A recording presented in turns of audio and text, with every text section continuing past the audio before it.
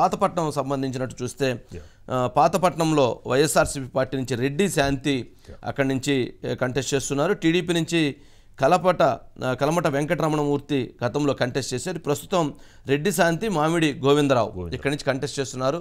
2024 రెడ్డి శాంతి మామిడి గోవిందరావు ఇద్దరు కూడా కంటెస్ట్ చేస్తున్నారు. అయితే ఇక్కడ గతంలో వెంకటరమణమూర్తి ఓడిపోయి ఉన్నాడు. ఇప్పుడు మాత్రం మామిడి గోవిందరావు విజయం తథ్యం అనేటువంటి అభిప్రాయం స్పష్టంగా కనపడుతుంది. గెలుపు మామిడి గోవిందరావు వైపు ఉంది. టీడీపీ ఇక్కడ శ్రీకాకుళం ప్రాంతంలో పాతపట్నంలో ఖచ్చితంగా తెలుగుదేశం పార్టీ గెలిచేటువంటి అవకాశం కనపడుతూ ఉంది.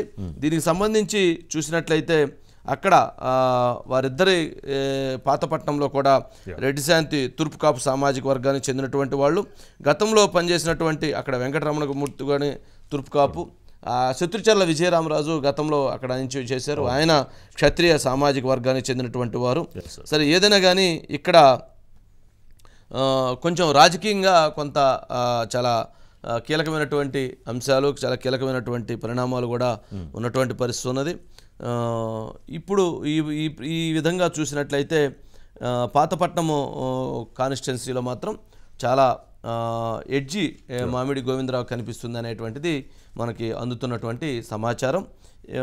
దాదాపు ఇక్కడ చాలా అంశాలు ఉన్నాయి. రాజకీయంగా చూసినప్పుడు కూడా ఈ ప్రాంతంలో చాలా అంశాలు పాతపట్నం నుంచి కూడా వచ్చేస్తుంది.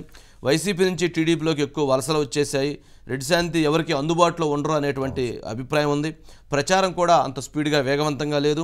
మామిడి గోవిందరావు విస్తృత ప్రచారాన్ని నిర్వహిస్తున్నారు. వంశధార ప్రాజెక్టు నిర్వాహస్తుల సమస్యలు చాలా ఇక్కడ ప్రధానంగా ఉన్నాయి. ఏజెన్సీ గ్రామాల్లో కనీసం రోడ్లు లేవు. ఇప్పటికీ డోలీ కట్టుకొని వచ్చేటువంటి పరిస్థితి ఈ ప్రాంతంలో ఉండటంతో ప్రజలు మామిడి గోవిందరావు వైపు, అభివృద్ధి వైపు వెళ్ళాలనేటువంటి దీంట్లో ఎక్కువగా కనిపిస్తున్నారు అనేటువంటిది కూడా కనపడుతూ ఉంది. మరి పాతపట్నానికి సంబంధించినంత వరకు ఇక